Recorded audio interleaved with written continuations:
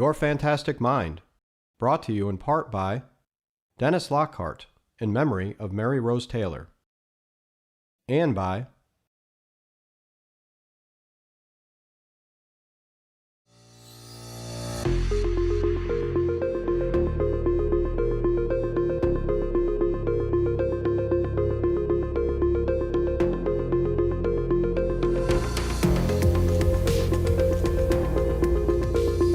Welcome to Your Fantastic Mind. I'm Jay Watson. This week we are focusing on menopause, a natural, inevitable part of aging. 85% of women report that menopause symptoms impact their lives, sometimes dramatically, but most of those women never receive help for their symptoms. So this week we are looking at the science of menopause, what is happening in our brains and our bodies, and how it can impact our health and our day-to-day lives. We're going to examine the safety of hormone treatment and non-hormone treatments that can address menopause symptoms, and we'll provide resources so that you can get connected to expert help. And as you're about to meet them, thank you to the women willing to share their menopause journeys with us for this episode.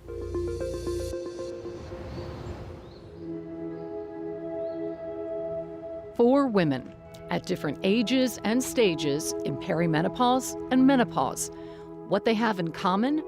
Symptoms that have disrupted their lives, that have impacted their jobs.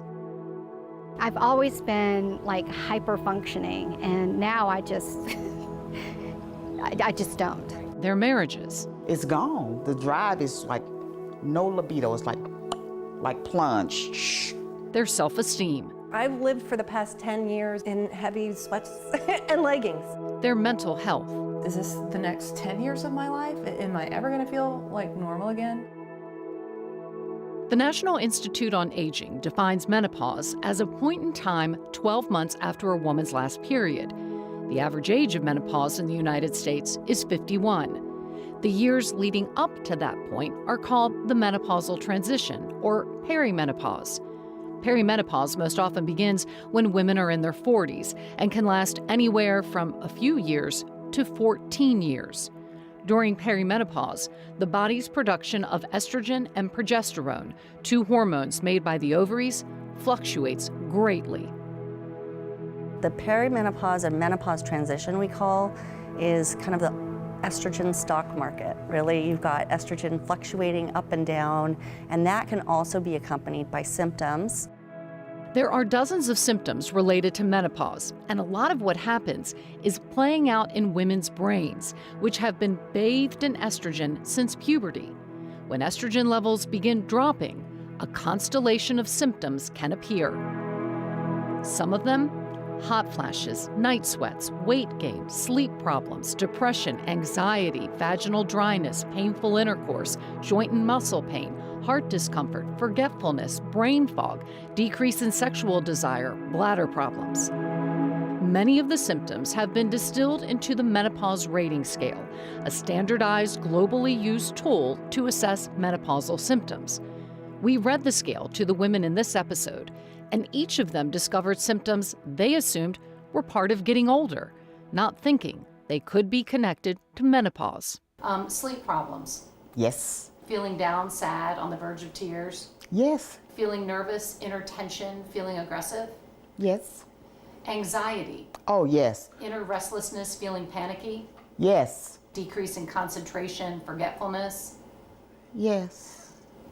Sexual problems. Change Yes. in sexual Yes. desire and Yes. sexual activity Yes. and satisfaction. Yes. Bladder problems. Yes. Difficulty urinating, increased need to urinate, bladder incontinence. Yes. Dryness of vagina, sensation of dryness or burning of the vagina, difficulty with sexual intercourse. Yes. I didn't know that there was anything other than hot flashes and missed periods. Joint and muscular discomfort, pain in the joints, rheumatoid complaints. Yeah. Hot flashes, sweating, episodes of sweating. Yes. Heart skipping, heart racing, tightness. Yes, and I had no idea that was related. My cycle was so bad, it started to interfere with my life. Harriet Hall's menstrual cycles were so difficult during perimenopause in her 40s that she couldn't leave the house, even for work. I had to literally stay by the bathroom because if I couldn't, every month at work, I had to take 2 days every month. The first 2 days, I had to be off work. I couldn't even go to work because it was just that bad. Hot flashes and night sweats became the norm. I was like, okay, but then I was like, is anybody hot in here? Am I the only one? There's something called the menopause scale. When we read the menopause rating scale to Harriet, it was the first time she learned anxiety was a symptom. Oh my God. I'm blown away. So if I look a little distorted. Harriet says her anxiety appeared out of the blue at 45 years old, the height of her perimenopause. She said doctors never told her it was a common perimenopause symptom. I couldn't point to a reason. Still to this day, sometimes I sit and I try to think about, did I do something? What happened? At 52 years old and now in menopause, symptoms continue, including hot flashes, decreased sexual desire, and painful intercourse. And it does affect the marriage and the relationship. It does. Because I'm like, I know. I mean, I used to be a fireball, and now I'm like a little cold little snowball. Research shows women of color tend to enter the menopausal transition earlier and that it can last longer and they can experience more intense symptoms. It's been estimated anywhere from 27 to 84% of postmenopausal women experience urogenital symptoms. Less estrogen makes your vaginal tissues thinner, drier, less elastic, and more fragile. This can lead to vaginal dryness, vaginal atrophy, decline in sexual desire, and painful intercourse. Low-dose vaginal estrogen can help, as can various lubricants and moisturizers. One survey of over 3,000 women found that vaginal atrophy symptoms led to loss of intimacy for 85% of women.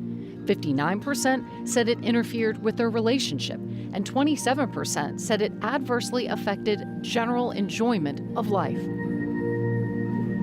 As for Harriet's out-of-the-blue anxiety, 45% of women experience psychological symptoms.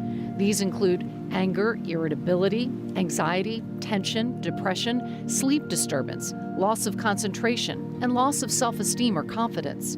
The cause, once again, declining estrogen levels. Psychiatrist Dr. Toby Goldsmith is the director of Emory Women's Mental Health Program. Estrogen has antidepressant benefits. It works as a monoamine oxidase inhibitor. We have a whole class of medications called monoamine oxidase inhibitors. And what they do is they increase the availability of neurotransmitters. Estrogen decreases, and then the next thing you know, an individual's neurotransmitters are decreasing. In the brain, estrogen has an effect on different neurotransmitters, such as serotonin, a mood regulator known as the happy chemical, and dopamine, known as the feel-good hormone. So when estrogen declines, it loses its regulating effect on the brain and central nervous system. A German study reports the amygdala and hippocampus have more receptors for estrogen and progesterone, so those areas are impacted by their absence. Researchers say these two areas of the brain are most actively involved with anxiety. The artistry of a beautifully decorated cake given as a gift brings happiness to 52-year-old Lisa Laposada. In her busy life as a wife and mother, she has hidden from most a decade-long struggle. That was my outward thing that said things aren't okay. And that's why I had such a hard time with that, because all my life I've been, I work out in the gym and try to eat healthily, and those things didn't work anymore. And that was very, very hard for me. An avid exerciser and healthy eater, Lisa gained weight in her 40s during perimenopause, the majority of it in her breast. All done. When I went to my doctor and discussed that, and they had just sort of said, it's just the process. It'll be fine. They didn't have any solutions for how to stop it. They didn't, or to make it better. Oh, absolutely. No matter what she did, nothing worked. She hid in baggy clothing. I've lived for the past 10 years in heavy sweatshirts and leggings. Approximately 20% of women experience an increase in breast size after menopause. As estrogen levels drop, breasts go through a process called involution, where milk glands shut down and the tissue is replaced by fat. Excess fat tissue from other parts of the body can be redistributed to the breast. One study found larger breasts have a significant impact on a woman's body image and satisfaction. In Lisa's case, the impact on her life led her to make a decision. It got so out of hand for me that actually last fall I had a breast reduction. Lisa says the surgery was the best decision she made. Just at the 1-year mark without a period, newly in menopause, Lisa is hoping the symptoms subside. I always was thinking it's the perimenopause that was really the hard part. You know, it started slow, it got worse, and then you come to this peak, and then it's like, okay, you know, and I'm hoping for this. So tell me what's bringing you in today? Weight gain is one of the most common complaints among women in menopausal transition. Muscle mass typically diminishes as we age, while fat increases. Losing muscle slows the rate at which your body uses calories. Gynecologist Dr. Taniqua Miller. As we go through menopause and those estrogen levels decline, we start actually seeing more of kind of like a male form body, where we start getting a little bit more fat deposition in the belly. Why is that significant? It makes us more insulin resistant. During perimenopause, your muscle, liver, and fat cells slow insulin processing, sending your pancreas into overdrive to get enough glucose to your cells. This can make us feel hungrier, and when we eat, we are more likely to store the carbohydrates as fat because our bodies don't break down carbs and sugars at the same metabolic rate that they used to. Increased abdominal circumference definitely is linked to something called the metabolic syndrome, increases your risk for cardiovascular and cerebrovascular disease. In addition to a healthy diet, the Department of Health and Human Services recommends 150 minutes of aerobic activity each week, and that menopausal women strength train twice a week. This will help to build bone and muscle strength, burn fat, and up your metabolism. We're gonna do cheese. You've got to have some protein. It's Parmesan, buddy. Gray is the joy of my life, and he is such a gift, and you know, I'm just so lucky to be his mommy. But he's also a lot. He has a lot of energy. He's nonstop. I was shocked when I found out I was pregnant at 43. We're gonna be leaving pretty soon. Now 49. I'm in bed. Jennifer Felton is juggling some massive life changes. She is going through a divorce and dealing with debilitating symptoms from perimenopause, all while parenting a very active 5-year-old. Frankly, today is one of like it is on. It's like blinking today. I have all the symptoms times 10. A lot of brain fog. I feel anxious today, and it's just that. I mean, I can tell it's not. This doesn't make me nervous. It's just anxiety, just kind of just hanging out there with no explanation. As the oldest mom in her son's preschool class, Jennifer does not talk about her symptoms with younger mothers. And in discussing it with us, one of her struggles, finding words, shows up. It's like it's that, you know, there's that word thing. It's, I can't even think of the word. I honestly cannot even think of the word. Yeah, stigma, that's what it is. You can't talk about it. I try to think of ways I can say it, like I'm having a, you know, it's just kind of a crazy day or whatever, but I think it just comes out as, for me, and I'm very self-aware of it, it comes across as like, just, you know, ditzy or flighty or flaky or any of that, you know, disorganized and all those things. Jennifer has worried if her cognitive issues were more serious. So significant that I actually was like, concerned, do I have early Alzheimer's? It's normal for declining estrogen levels to impact memory and concentration, and the various symptoms usually improve once the menopause transition is complete.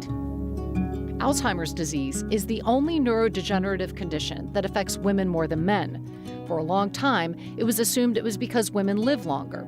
But a study from Weill Cornell, published in Neurology, found that the hormonal shifts with menopause can increase the risk of brain changes associated with Alzheimer's disease. The study found that women in midlife had 30% more Alzheimer's-related plaques than men of the same age. Women also had 22% lower brain glucose metabolism, meaning lower energy levels in the brain, and about 11% brain shrinkage. These brain biomarkers were associated with menopause. The study showed women who took hormone therapy had fewer negative brain changes than those not taking hormones, and researchers said larger studies are needed to understand the influence of hormone therapy on the brain. I had such bad, horrific menstrual cycles my whole life that it was a relief, and so I didn't bother Googling anything because I was just happy to be done with that. What 58-year-old Kimberly Crowder didn't realize is what would replace her difficult menstrual cycles would be just as unwelcome. The grocery store is where she had her first hot flash. It just, all of a sudden, from head to toe, it felt like I was radiating heat, and I was sweating. I was flop sweating. It was so miserable that I literally went down the frozen food aisle and I opened every single door. I was like, do I need frozen peas? No. How about lima beans? No. What about frozen pizza?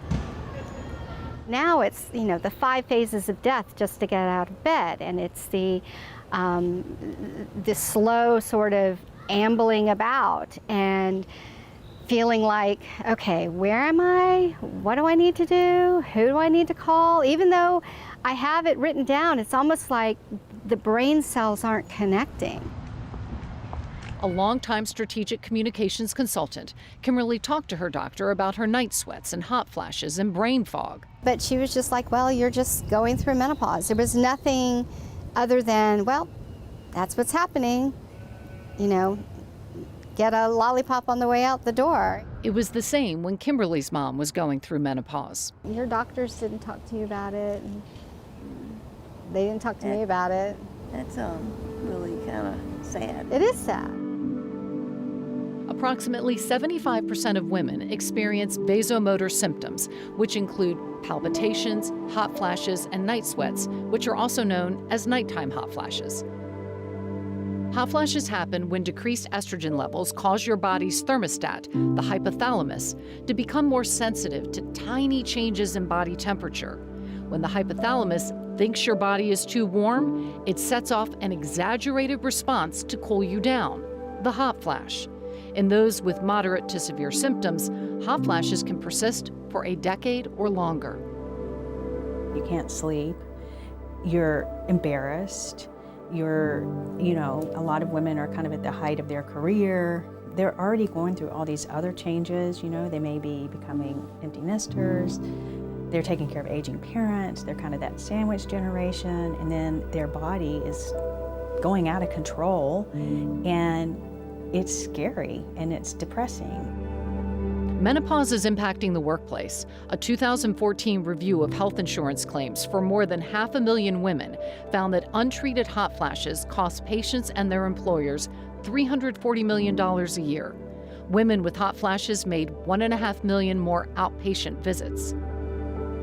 A study out of the UK found that nearly half of over 4,000 women, 45 to 55 surveyed, said menopause symptoms made their jobs more difficult. 41% said it was treated as a joke by people at work. 14% said they reduced their hours, while another 14% went part-time. 8% did not apply for a promotion. Another survey of 3,800 women found 59% had taken time off work because of symptoms. I think the biggest misunderstanding is that there's nothing you can do about it, that you just have to kind of suffer through it. Gynecologist Dr. Mary Seegers-Dolan opened the Midlife and Menopausal Women's Clinic at Emory in 2016. And are you sleeping okay? Every day, she sees patients who have been living with symptoms that have impacted their lives for years. I think a lot of people come to me that have been either told there's nothing they can do, they need to suffer through it, They've been given, treatments that were not helpful, and I think they kind of felt like they've been dismissed. Have not had one. Indeed, the women in our episode were never offered any treatment or help for their symptoms. I remember almost being in tears in front of my gynecologist and saying there has to be something else that can help me. This is just too much. It's overwhelming. And it was not only the lack of answer, but it was the flippant attitude about it. And I just felt ignored. Mm-hmm. One of Dr. Dolan's frontline treatments, when appropriate, is hormone replacement therapy, something none of the women we spoke to were ever offered. Estrogen hormone therapy started in the 1960s, and by 2002, a third of all women 50 to 74 years old in the United States, 14 million, were on hormone therapy.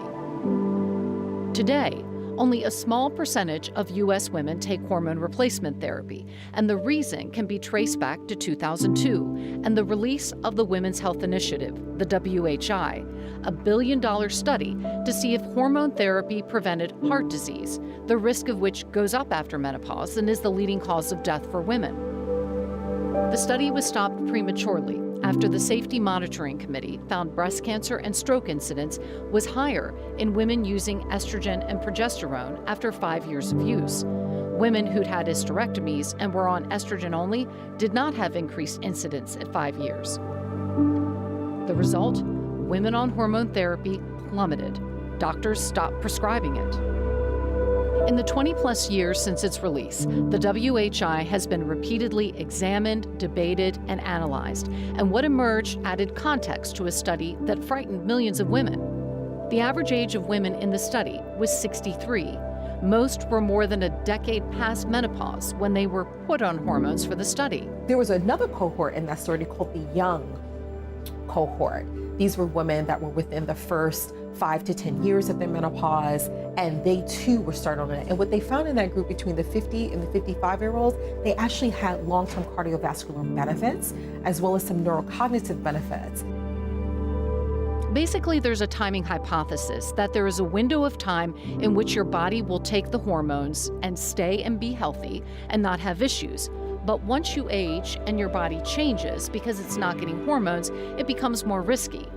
The North American Menopause Society says for women aged younger than 60 years or who are within 10 years of menopause onset and have no contraindications, the benefit-risk ratio is favorable for treatment of bothersome vasomotor symptoms and prevention of bone loss. Beginning hormone therapy more than 10 years from menopause presents greater risk, like those found in the study. A Harvard study 15 years after the release of WHI found no increased risk of death from all causes associated with hormone use. Today, hormones are formulated differently and there are new methods of delivery, like transdermal patches and gels. As with any medication, there is still a risk. Dr. Stephanie Faubion, the Chief Medical Officer of the North American Menopause Society, puts that risk into perspective. The risk of breast cancer is less than 1 case per 1,000 per year, and about 3 cases per 1,000 after about 5 years. So it's considered a very rare thing, and it's about the same as somewhere between 1 and 2 glasses of wine a night, being inactive or being overweight. Women at highest risk for hormone use? History of blood clot or pulmonary embolism, current history of heart disease, history of estrogen-sensitive cancer, things like uterine cancer, breast cancer. You've got to look at the whole person. Hormones are FDA approved to prevent osteoporosis, to treat vasomotor symptoms, and for genitourinary syndrome, that cluster of vaginal and sexual symptoms. I also, believe it or not, have some patients who may have had a history of breast cancer but have debilitating vaginal dryness. And with working with their oncologist, we as a collective make a decision to potentially give them back a little bit of vaginal estrogen. Now, vaginal estrogen is exclusive to the vagina. It is not a systemic treatment, and believe it or not, when you measure blood counts of estrogen in these patients, they are very similar to postmenopausal patients who are on no therapy. Hormones are not the only option for women in menopausal transition. Physicians use SSRIs and SNRIs, two types of antidepressants, to treat mood and even vasomotor symptoms. Paroxetine, brand name Paxil, is FDA approved for vasomotor symptoms. Gabapentin is also used off-label to treat them. For painful intercourse and vaginal dryness, there are lubricants and moisturizers and vaginal dilators. For decreased sexual desire, there are Viagra-like drugs, bremelanotide and flibanserin, both FDA approved for women with hypoactive, low sexual desire disorder, which is estimated to impact 1 out of 10 women. Other things that can help: cognitive behavioral therapy, mindfulness-based stress reduction, exercise, and weight loss. Hey everybody, it's Angie and welcome to Hot and Flashy. Menopause is becoming an industry, with wellness companies virtually prescribing hormones or selling non-hormone alternatives, some with little to no science to support the claims. But it's already a $600 billion industry, growing by the day. I am not a doctor. I'm not telling you what to do. The perception of hormone therapy persists. It's scary, like it could make it worse. That's all I know about it, and then when I ask, experts about it, no one has offered that, so I just kind of don't think about it anymore. It seems quite irresponsible as a clinician to ignore some pretty devastating, debilitating symptoms. And women are not being educated by their doctors, many of whom are hesitant to prescribe them. We have a gap in education now for both women and their providers, and we actually did a survey and published it a couple of years ago looking at family medicine residents, internal medicine residents, and OBGYN residents, and the fact is that they were telling us they get no more than 1 to 2 hours of a lecture on menopause. This is even OBGYN residents, and they feel completely unprepared to manage menopause when they get out. Half of all practicing gynecologists are under 50 and did their residencies around the time of the WHI release. In a 2008 survey, 40% of University of Connecticut med students in their third year of OBGYN studies reported zero menopause training.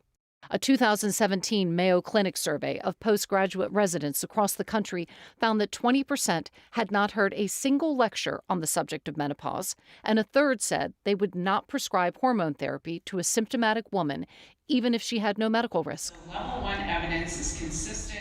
All the experts in this episode are members of the North American Menopause Society, a nonprofit organization with 2,900 members around the country. Their mission: to promote the health and quality of life of all women during midlife and beyond. This includes educating healthcare providers and providing scientifically accurate information so women can make educated decisions about their health. You can go to their website at menopause.org and click on Find a Menopause Practitioner to find an expert in your area. Dr. Fobion's latest book on menopause comes out soon. What she discovered in writing it is that the younger generation is not willing to suffer in silence or to be told it is what it is. And I can tell you, millennials are not going to put up with this. And so I think it's going to take women getting incredibly frustrated and saying it's not good enough. It is real, and for millions of women, the impacts of menopause are profound. Information matters because if we're lucky, our best years are still ahead. I don't think that it's an insignificant amount of time to live in a menopausal space. If you're 30 years postmenopausal, that is a full lifetime. A lifetime where you want to enjoy your life, where you want to make sure your bone health is great, where you still want to be able to do the things that you want to do. You still want to have a healthy sex life. You still want to be able to, live.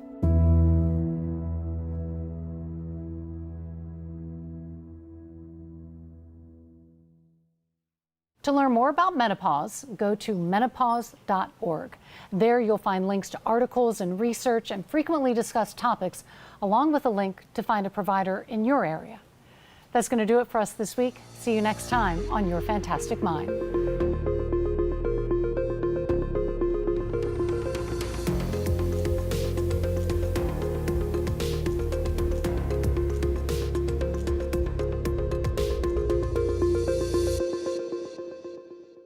Your Fantastic Mind, Brought to you in part by Dennis Lockhart, in memory of Mary Rose Taylor.